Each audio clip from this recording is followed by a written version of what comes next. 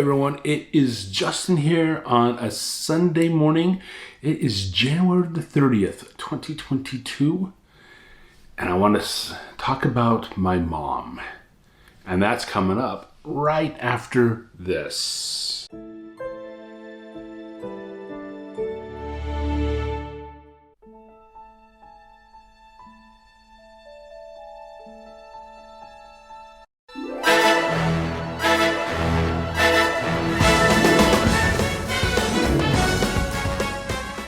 Hey everyone, welcome back to Just Justin. I am Justin, and on today's video, I'm going to talk about my mom. January 29th, 2022 was my mom's 80th birthday. Yes, 80 years old. She lived an eventful life. Yes, my mom passed away back in 2016. And she led a pretty eventful life. So, let's talk about her.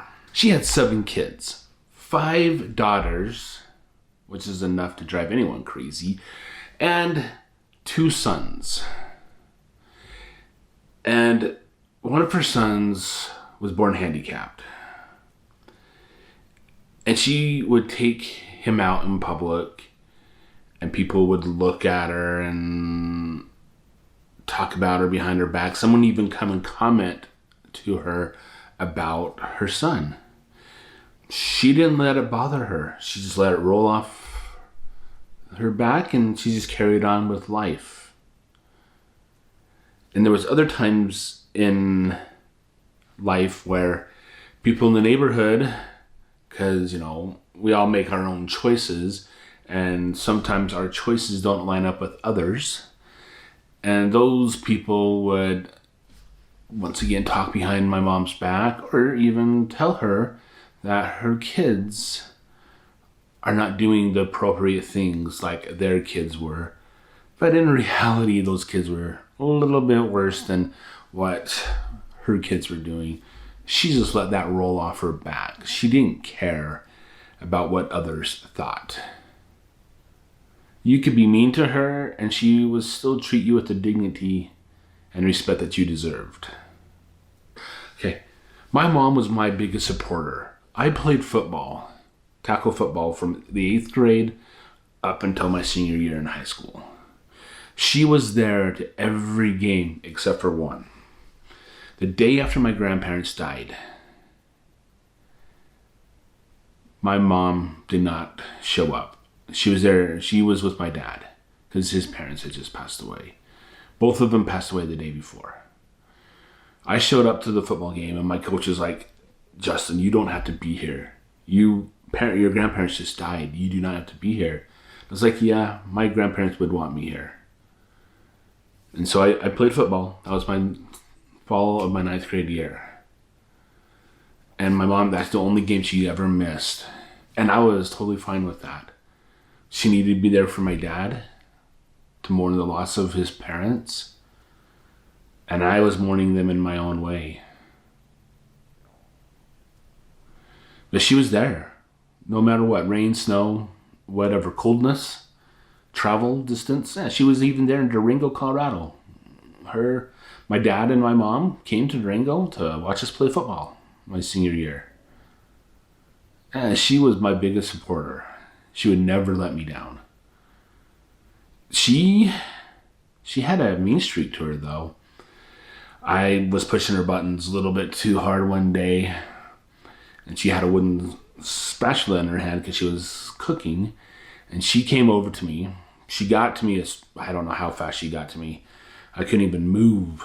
She got to me, she lifted me up off the ground, put me against the wall, told me exactly what she was thinking, and then proceeded to turn me around and break that wooden spoon on my butt.